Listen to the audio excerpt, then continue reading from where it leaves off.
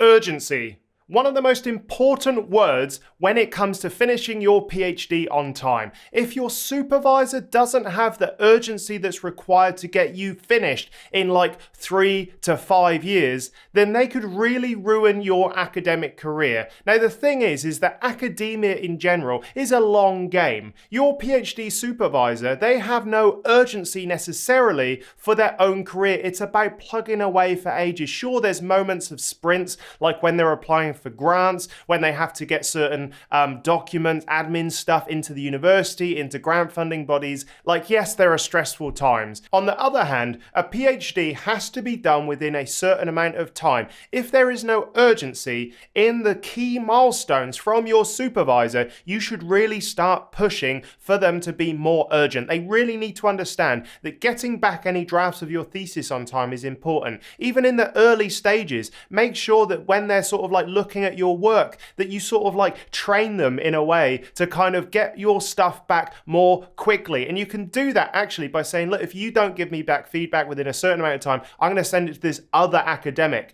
And there's nothing worse than them feeling like they're being replaced in your project. So just look at ways that you can increase the urgency in your PhD supervisor. It's easier said than done, but importantly, they need urgency to make sure that you actually finish on time. You don't end up just dragging it out for years. I've seen it happen to PhD students where they were meant to submit 6 months ago, but their PhD supervisor just kind of dragged their heels on a load of different things. That is very frustrating.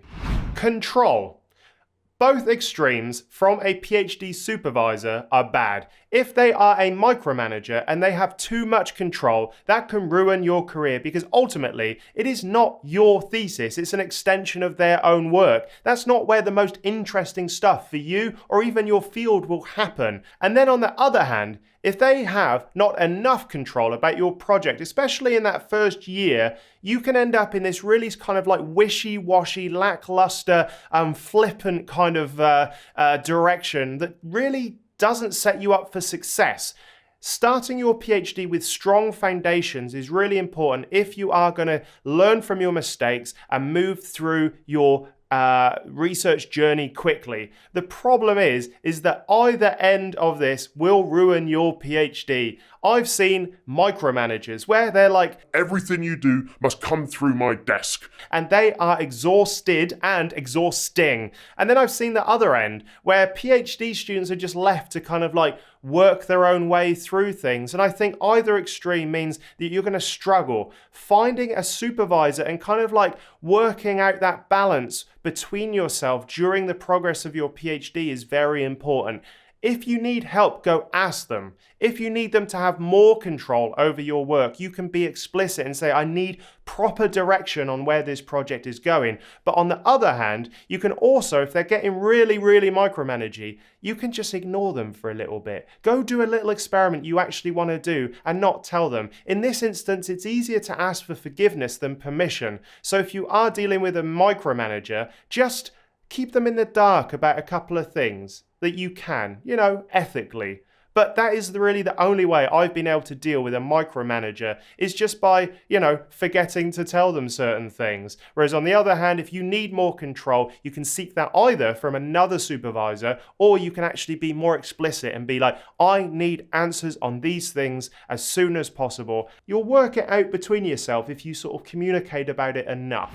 Oh, I've seen this one, where your PhD supervisor potentially will use you as an employee rather than a student, an apprentice in their lab. Now, in the science field where I'm from, in chemistry, physical chemistry, there are lots of machines and instruments that need maintenance, need programming, need someone to operate them for someone else. Now, the thing is that a PhD student shouldn't necessarily be responsible for doing that kind of administrative tasks on these machines. But unfortunately, when a supervisor runs out of money and they don't have enough money to pay someone to do that role, they end up just getting a PhD student to do it. Now, what this means is that the PhD student actually ends up becoming more like an employee in the lab than a student.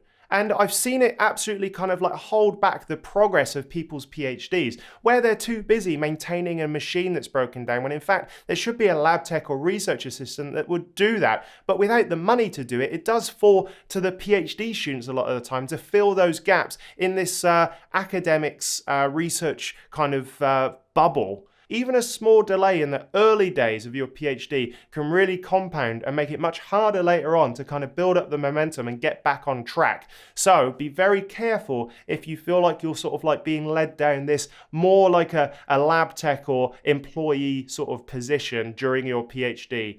It can be sneakily done.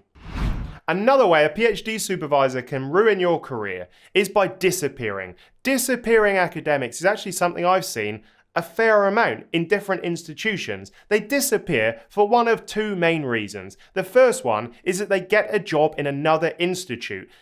Academics are no longer loyal or as loyal as they were in the past to the institutions they're currently working in. If they get a better offer, if they get more money, if they get a better, more prestigious role at a different university, they will jump ship. They quite often take their PhD students with them, but I've seen instances where that move doesn't make sense for the PhD student, where it doesn't make sense to move to a different country or even a different city within the same country. And the problem is that for late stage PhD students, that can put a little bit of a barrier between them and the supervisor they actually need to get feedback, immediately about their research, their dissertation. And so it can really sort of like ruin a PhD career because you end up not receiving support when you need it the most. Now, I've seen PhD students travel with their academics to new places, and that can also sort of, you know what it's like. Trying to find a new place, trying to find out all of the new things in a new university. It can take a long time. It can take like 6 months to actually start to feel comfortable in a new place. So even moving with your supervisor can push you back a little bit. So if that happens, you have to be very careful. And the second way PhD supervisors disappear is that they just kind of go on sabbaticals, or they get too successful for their own good, and they get invited to talk here, there, and everywhere. And that's one of the worst things that can happen to a PhD student, is trying to communicate with your PhD supervisor via email in different time zones while they're all over the world being like sciencey or research famous. And so getting a PhD supervisor that's a little bit too successful doesn't always work out in your favor, because the demands on their time are much greater from many more people. So you have to be very careful when selecting your PhD supervisor. Go check out my other video where I talk about sort of like selection a little bit more. I'll put that link wherever it goes. Academics are easily distracted by other successful things that pop up. That is just the nature of academia. If something is going really well for them, they will focus more on that thing rather than this thing that is causing them hassle. And that's kind of how they've ended up being successful, is by focusing and putting effort towards the things that are actually working throughout their research and their career. The problem is, if your PhD subject or topic is no longer their pet project, that can mean that they are distracted by other things and also more enthusiastic about other things, which is really frustrating as a PhD student, because you're like, love me, love my work, please just pay some attention to me. But they're like, oh no, all of this really successful fun stuff. Also, I've got media appointments over here and I'm pretty important, so I should probably focus on that. That is where I can see PhD students just being left behind by their supervisor's lack of interest in their project. They used to like this project, but something else now is more shiny and glistening in the distance, and they need to go towards it. So if you do find yourself as the pet project, congratulations. If you don't find yourself as the pet project, this is where you need to fill in those gaps with other co-supervisors and ask to bring on a greater more diverse supervisory team who will help you find that enthusiasm again for your project. And that is one of the main problems I see if you're focusing on just using one supervisor as your primary, principal investigator or your advisor. It's just not very good. There's a lot of risk involved. So make sure you get that co-supervisory team and just fingers crossed they're successful in your area and not another one, because they can easily become distracted. This is one thing I was always worried about during my PhD and my postdocs, which was getting on the bad side of an academic. You see, they have a disproportionate amount of power over you because they are the gatekeepers to money. They are the gatekeepers to more jobs, more money, more positions. Opening up a postdoc to you means that they're putting their own reputation on the line, so they have to like you and trust you.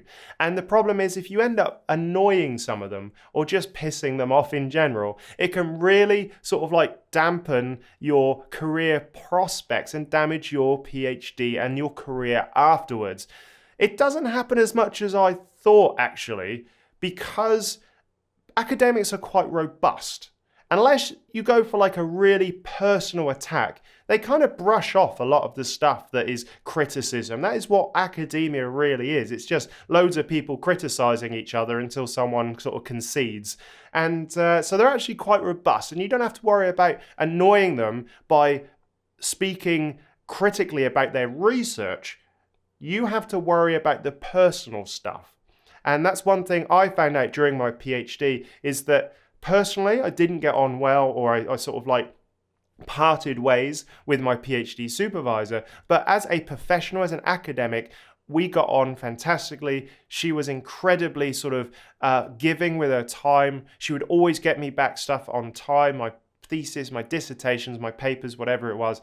And that was really great. So don't worry about it so much. Just stick to criticizing their actual work, and I think it will work out for you. Be a nice person to work for professionally, and everything will sort of like slot itself into place. But yeah, it was something that was more scary to me than it turned out to be in real life. But don't go around pissing people off, because they can easily put a big blast door between you and that future career.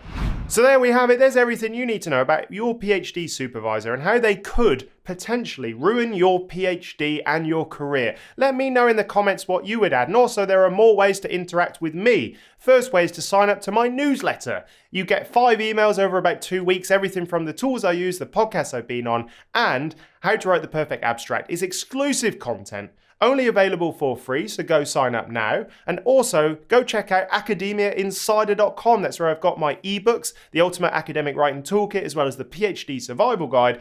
And I have the Insider Forum and also a lovely blog now full of information to help you get the most out of academia. And I'll see you in the next video.